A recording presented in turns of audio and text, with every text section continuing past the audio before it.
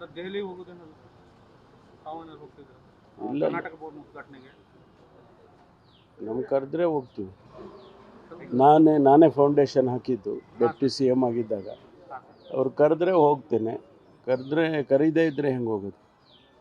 High command ನಾಯಕರನ್ನು ಭೇಟಿ ಆಗ್ತಾರೆ ಪರಮೇಶ್ವರ್ ಸರ್ ಹಿರಿಯ ಸಚಿವರು ಅಂತ ಟಾಕ್ ನಡೀತಾ ಇದೆ ಸರ್. ಗೊತ್ತಿಲ್ಲಪ್ಪ, ಯಾರು ಇದನ್ನೆಲ್ಲ ಪ್ಲಾಂಟ್ ಮಾಡ್ತಾರೆ ಅಂತ ನನಗೆ ಗೊತ್ತಿಲ್ಲ. ನನ್ನ ಲೀಡರ್ಶಿಪ್ಪಲ್ಲಿ ಸಚಿವರುಗಳು ಡೆಲ್ಲಿಗೆ ಹೋಗಿ ಹೈಕಮಾಂಡ್ ಮೀಟ್ ಮಾಡ್ತಾರೆ ಅಂತೆಲ್ಲ ನೀವು ಹಾಕ್ಕೊಂಡು ಹೊಡಿತಾ ಇದ್ದೀರಾ.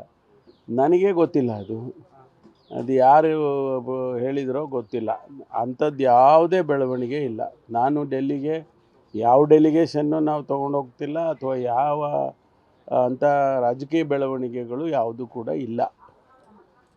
ನಾನು ಮೊನ್ನೆನೂ ಹೇಳಿದೆ ನಿಮಗೆ, ನನಗೆ ಇಲಾಖೆ ಕೆಲಸ ಇದ್ದಾಗ ಹೋಗ್ತೀನಿ ಅನ್ನೋದು ಬಿಟ್ಟರೆ ಬೇರೆ ರೀತಿಯಲ್ಲಿ ನಾವೇನು ಹೋಗಬಾರ್ದು ಅಂತ ಏನಿಲ್ಲ. ಹೋಗಬಾರ್ದು ಅಂತ ಏನು ಬ್ಯಾನ್ ಆರ್ಡ್ರ್ ಇಲ್ಲ. ಅಂದರೆ ನಮಗೆ ಅಗತ್ಯ ಇಲ್ಲ, ಅಗತ್ಯ ಬಿದ್ದಾಗ ಹೋಗ್ತೇವೆ. ನಿಮ್ಮ ಜಿಲ್ಲೆಯಲ್ಲಿ ಗಬ್ಬಿ ಶ್ರೀನಿವಾಸ್ ಅವರು ನಿಮ್ಮ ಮೇಲೆ ಏನೋ ಸಮರ ಸಾರ ಬಿಟ್ಟಿದ್ದಾರೆ ಸರ್.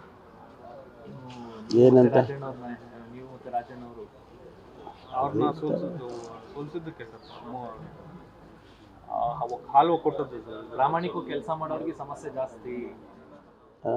ಹೌದು, ನಾವು ಹಂಗೆ ಅಂದ್ಕೊಂಡಿದ್ದೀವಿ. ನಾವು ಪ್ರಾಮಾಣಿಕವಾಗಿ ಕೆಲಸ ಮಾಡೋರೆ, ನಮಗೂ ಸಮಸ್ಯೆನೇ ಜಾಸ್ತಿ. ಗಬ್ಬಿ ಶ್ರೀನಿವಾಸ್ ಅವರು ನಿಮ್ಮವರು ಮತ್ತು ನಿಮ್ಮ ಮತ್ತು ರಾಜಣ್ಣ ಅವ್ರ ಬಗ್ಗೆ ಮಾತಾಡ್ತಾ ಇದ್ದಾರೆ. ಪದೇ ಏನಿಲ್ಲ, ಈ ಚುನಾವಣೆಯಲ್ಲೇ ಮಾತ್ರ ಆ ರೀತಿ ಮಾತಾಡಿದ್ದಾರೆ. ನಾವೆಲ್ಲ ಸ್ನೇಹಿತರುಗಳೇ, ಒಂದೇ ಪಕ್ಷದಲ್ಲಿದ್ದೀವಿ. ಇವೆಲ್ಲ ಬರ್ತಾ ಹೋಗ್ತಾ ರಾಜಕೀಯದಲ್ಲಿ ಇದೆಲ್ಲ ನಡೆಯೋದೇ ಅಲ್ಲ. No permanent system. ಮಾತಾಡ್ತೀನಿ, ಅದಕ್ಕೆ ನನಗೇನು ಮಾತಾಡದೇ ಇರೋದು ಅಂತ ಅಂಥದ್ದೇನಿಲ್ಲ. ಮಾತುಗಳು ಬಿಡೋ ಅಷ್ಟು ರಾಜಕಾರಣ ಇಲ್ಲ. ಮಾತಾಡ್ತೀನಿ. ಶ್ರೀನಿವಾಸ್ ಅವರು ನಮ್ಮ ಪಕ್ಷದವರೇ ಇದ್ದಾರೆ, ಶಾಸಕರಿದ್ದಾರೆ, ನಮಗೆಲ್ಲ ಸ್ನೇಹಿತರಿದ್ದಾರೆ, ಮಾತಾಡ್ತೀನಿ.